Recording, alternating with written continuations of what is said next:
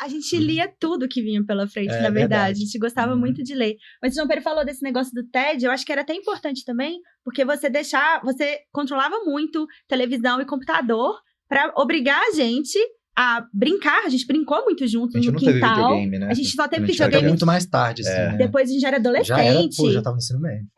E você controlava muito, mas isso também foi muito importante pra exercer a imaginação, pra poder brincar juntos, pra poder sair correndo. Eu vivia com o joelho ralado, a gente brincava muito lá fora, com terra, correndo mesmo, com água. A gente gostava muito de brincar com água. E aí os livros também eram parte disso. E também os brinquedos. Tinha muito Lego lá em casa, muitos brinquedinhos de construir. Eu não lembro ao certo qual que era. Eram de madeirinha, de bloquinhos.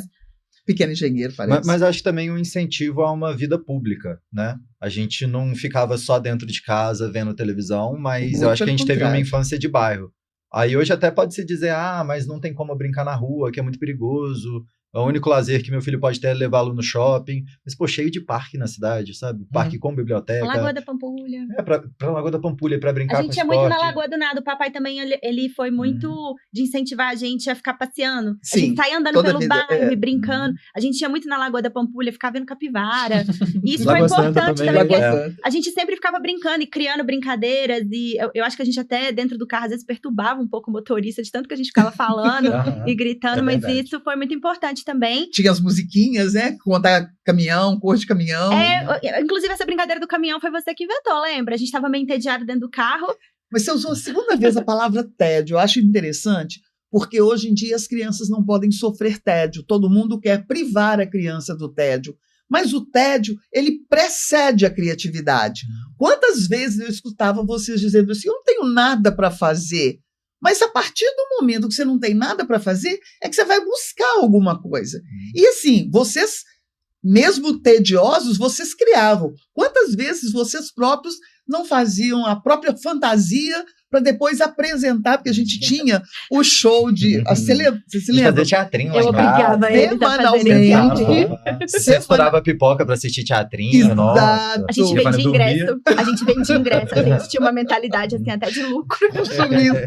É verdade. Mas, fala, João Pedro. Não, mas só nesse assunto ainda, tipo, hoje em dia as crianças não podem sentir tédio, os pais morrem de medo dos tédios da criança também.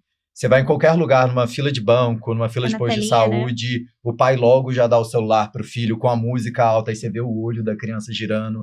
E os desenhos de hoje em dia são muito piores do que o desenho da nossa época. Extremamente. Eu acho que essa geração ela vai enfrentar muito mais esse dilema, né? De ter muito mais estímulo visual e de conteúdo e tudo mais. E eu queria saber um pouco de você isso, mãe. Como é que você fez pra não privar a gente disso, né? Porque eu acho que isso, de certa forma, talvez, se fosse privar, fosse ter talvez até um efeito contrário, mas quais que foram as ferramentas que você usou, assim, para que a gente também tivesse esse olhar para esses aspectos que são importantes, assim, da formação, né? De meio que abraçar o TED e usar ele para poder construir coisas e criar coisas, assim. É interessante perguntar isso, porque, assim, de verdade eu não sei, eu acho que foi muito intuitivo. Mas como vocês vieram netos já de uma segunda leva, eu via os netos mais velhos que passavam por essas situações e viviam, cheios de apelos e necessariamente eles não tinham a criatividade muito bem assolada, muito bem trabalhada. Então, quando eu trabalhei a questão do livro, que era a minha praia, que era o que eu gostava, e sempre gostei muito de estudar também, então eu vi essa possibilidade de passar isso para vocês, e vocês foram muito receptivos, todos vocês, né? Vocês aceitaram as brincadeiras, vocês aceitavam os desafios, e principalmente, vocês entravam de cabeça naquilo. Tudo bem, tinha lá os momentos de brigas da gente, porque vocês não queriam fazer daquele jeito, mas assim, eu não sei de verdade como que era o meu tom de voz na época. Bravo. Mas eu acho que eu conseguia convencê-los também. Talvez de uma maneira muito firme, mas eu conseguia convencê-los a entrar naquela brincadeira. Mas eu acho que você precisava ser firme também, porque crianças precisam de um pouco de disciplina. Sim, até essa é a ideia do colégio militar também, né? De dar disciplina, porque a disciplina é importante também para poder depois ajudar em outras ferramentas, tanto para a vida escolar quanto para a vida adulta. Laboral, Sim, mas também não era só imposição, que primeiro você dava o exemplo. A gente via lendo. Verdade. Não, isso é verdade. Às vezes eu pego uns livros seus que eu roubo da sua casa e tem desenho, rabisco meu de criança, que às vezes você tava lendo, a gente tava na espera de um consultório médico, aí eu pegava o livro e começava a desenhar. E eu nunca importei. Você nunca importou, você já me incentivava oferecia. que a gente riscasse o livro. Verdade. Falar em riscar livro, tem uma boa. Você lembra o que você fazia com as suas bonecas? Eu riscava elas Ela também. riscava as bonecas, gente. Ela não Era brincava tatuadora. de boneca. Ela tinha muito mais E fala de mim que eu intimidade. brincava, que eu destruía carrinho. Mas é verdade. Mas é a criatividade entrando aí também, né? E também não era uma imposição, além de você dar exemplo, mas também porque não era só o livro, era também praticar esporte, era sair ao ar livre, Sim. era a gente jogar os jogos dentro de casa, era a gente fazer refeição juntos. Sim, A gente isso não é tinha uma vida importantíssimo. que a gente ficava um por conta própria, a gente estava sempre integrado o tempo todo entre nós mesmos e também numa relação de comunidade, você estava sempre dentro da escola. A escola era um espaço que a família participava dela. Se tinha um teatrinho na escola, você ia assistir ao teatrinho. Chorava.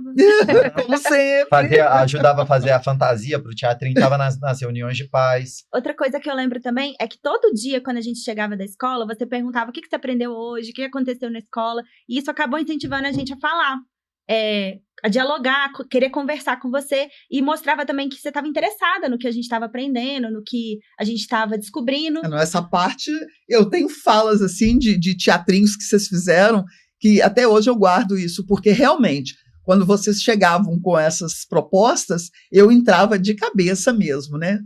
É verdade. E eu acho que isso é muito importante, né? Porque às vezes a gente vê aquelas crianças meio jacu do mato, assim, que não sabe muito falar, talvez...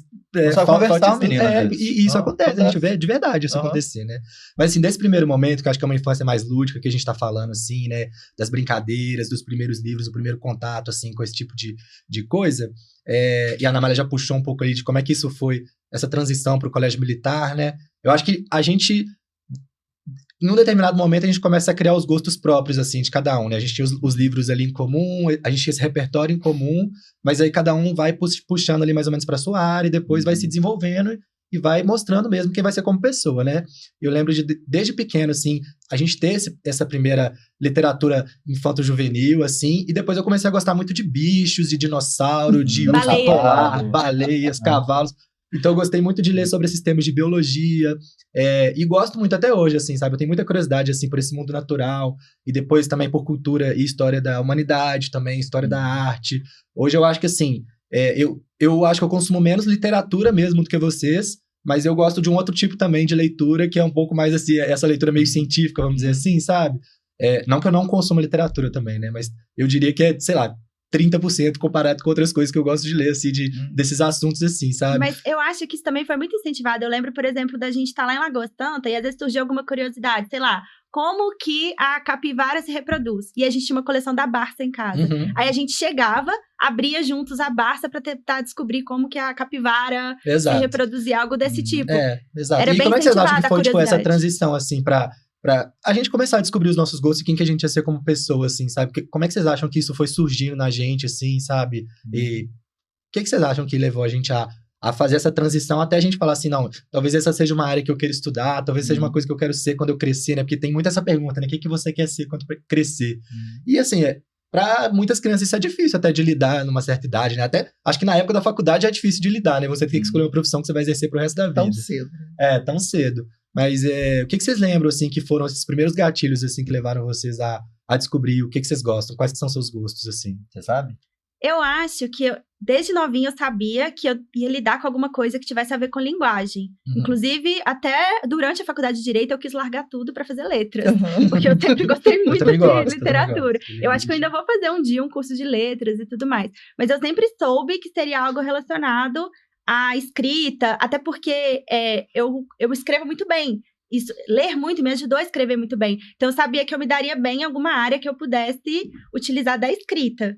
Eu sabia que não seria matemática, física, embora eu fosse uma boa aluna e eu tirasse notas boas, mas eu gostava mesmo, era dessa área de humanas, eu gostava muito de história, também de geografia. Sim, vocês três. Eu acho que isso tem muito a ver com Monteiro Lobato. Eu amo mitologia grega por causa Também, do Monteiro nossa, Lobato. Eu amo. Até hoje eu fico escutando podcast de mitologia grega. Também. Mas eu acho que foi... Acho que começou desde novinho e depois foi afunilando e formando mais, assim, o que eu queria seguir. Uhum. Eu gostava muito de jogar bola, eu gostava muito de futebol. E eu gostava muito de ler jornal. E até jornal popular. Tinha a Crônica Esportiva. O jornal na época era 25 centavos. Aí eu já abria o jornal de trás pra frente. Porque já começava do futebol, no final, né? já começava do Galo. E aí eu ia voltando até... Aí chegava lá no dia a dia, eu já não estava tão interessado.